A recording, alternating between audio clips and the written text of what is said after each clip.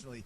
I look back at it now. What if I would have gotten booked? It looked terrible. It was the worst costume you could ever. If you saw this at a Comic-Con for some cosplay, you'd be like, dude, you got last place. I'm trying to get this across as a big-time show business thing. But when you're trying to start out, you're just grasping at straws. But the one that really fit me was the Y2J character because it was a rock and roll type of guy. Am I remembering this wrong? Didn't you come on with us and tell us the story one time of one of your ridiculous rejected names that didn't have anything to do with the Phoenix? That you were going to go another... There was I'm not sure which one you're right. Was it Jack Action? Jack Action. There you go. It's funny. So Jack Action was going to be my original name, and I was signing the autograph. My friend Lance Storm, who went on to a very successful career, we trained together. This was before my first match, and he looked at me, "What are you doing?" I'm like, "Oh, nothing." Is that going to be your wrestling name, Jack Action? I'm like, no. He goes, yeah, you're practicing your signature. That's a terrible name. I'm like, no, it's not going to be my name. It's not going to be my name. So I'm like, what the hell's my name going to be? And there was a cassette tape of a German heavy metal band called Halloween in the front seat of my 76 Volare. And they had an album called The Walls of Jericho. And I was like, Chris Jericho, that could work. And I said, what do you think of Chris Jericho? And he was like, oh, that sounds better. I was like, phew. So Lance Storm was the guy who actually gave me the approval for Jericho. But the funny thing is, I'm doing the Chris Jericho cruise, which leaves next week, and one of the nights is a theme night, dress as your favorite wrestler, create your own. And I actually got a Jack Action costume made. So there finally you will see the debut of Jack Action on Chris Jericho's Rockin' Wrestling Radio. Yes!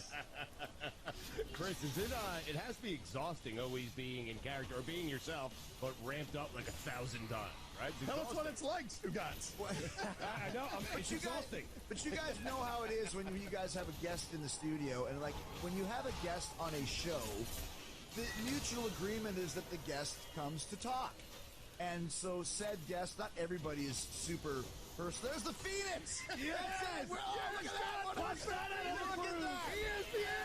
Look, it's being changed right now by the Phoenix! Can you imagine? Like, it actually looks cooler than I remember, to be honest with you. Not that cool, though. But, I mean, when a guest comes on the show and they don't want to talk, it's awful. So whenever I do any type of press, obviously, you guys want something you can riff off of and have some fun with, so you leave the day thinking that wasn't work at all. That was fun. You're in sales, right? You're in sales, right? I'm selling myself. I'm selling AEW. I'm selling you guys for having me on the show. I have a podcast. It's very successful, but I've had some guests on there, Mike Tyson being one, and I worked with Mike a bunch of times. I love Mike, but when he came on my show, he decided he wasn't going to say anything. And it's happened sometimes. You should have heard when he came on our show. Did he say anything? He threatened it. He did on The Art of Conversation, now defunct. It's my personal, the Phoenix. Yeah, so I had 2 shows. So you had the same experience. And I was like, dude, I need 45 minutes. If you're not going to say anything, I'm just going to talk for 40 minutes. And you can just sit there and nod. That's basically what happened. So, yes, you have to be ramped up. Yes, we're selling each other's show. So when I'm ready to go home and at the end of the night, just sit there and say nothing and sit in silence. And misery. AEW Dynamite! Bash at the Beach tomorrow night. University of Miami. Tickets and information, allelitewrestling.com. We are awaiting Aaron Rodgers. Hopefully he will be next. Stugotz here. TurboTax is here to help this tax season by making tax filing easier for you.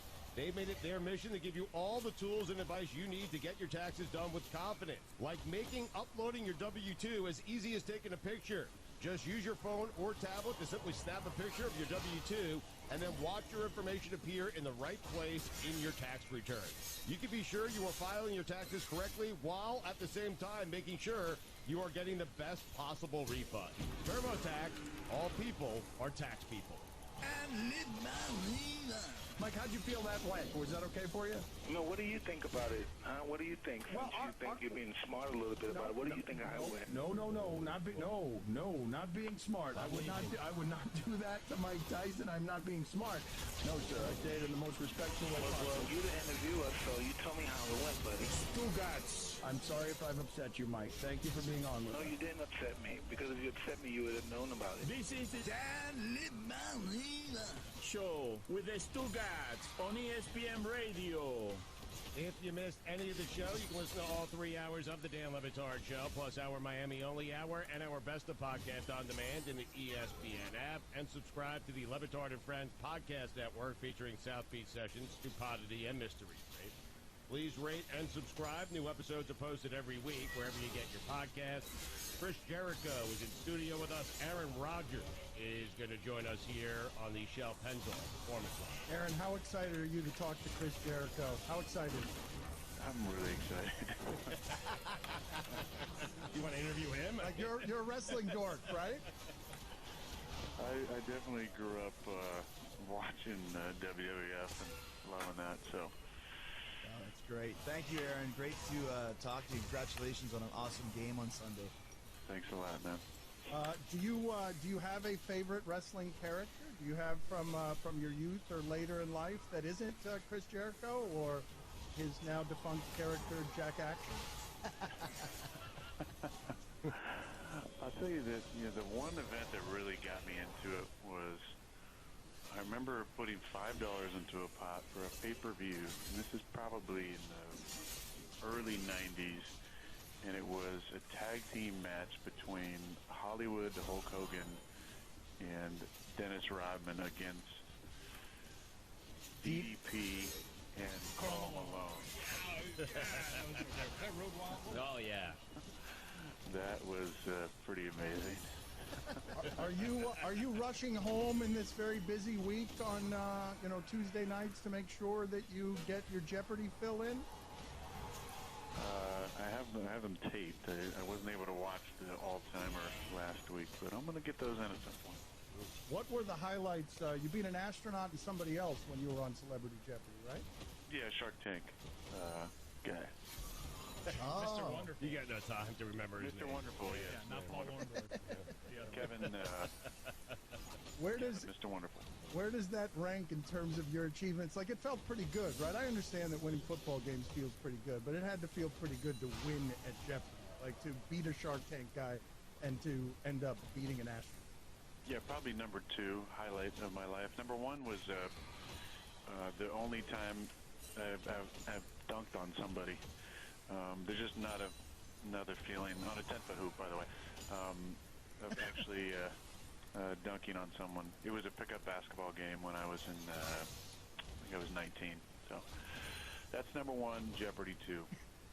You can't do that anymore, right? No, I can't dunk. Is that what you're talking about? Yes. I was playing basketball. No, I'm assuming that you can't dunk anymore. Oh, I don't know. Let's see. When's the last time you tried? Oh man, I have a hoop in my backyard, so sometimes I'll lower it, down to maybe 9 feet. Feel good about myself. What is the most recent time, or have you stopped playing games, board games or competitive games with Danica at all? What's the most recent time there's been an outbreak where the competitiveness ends up spilling over? Because you're a bad loser, right? No, I'm not. She is. So it's not true that you kicked the basketball across a gym when you lost to Clay Matthews? Well, it was at the Pro Bowl back in 2009, and I was more mad that Clay clotheslined my best friend and gave him a concussion in a 3-on-3 basketball game, which I think he probably omitted from the story. Well, what happened? Give us the details that led to that escalation. What happened? Well, it was the one year where it was the first time that the Pro Bowl wasn't in Hawaii in a while. So it was in Miami, but they had us in Fort Lauderdale, and this is early in the week, and probably on like Monday or Tuesday.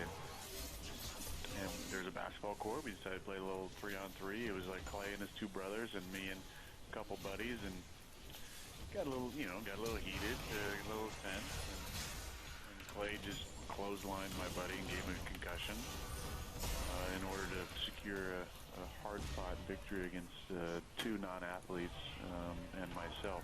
So. We have an important correction that we have to make before we continue this interview. Karl Malone and DDP wrestled Hollywood Hogan and Dennis Rodman at Bash at the Beach. It was Jay Leno at Road Wild. Thank you, Richard. I was at both of them. That's the one where Dennis Rodman actually fell asleep on the apron side during that tag team match.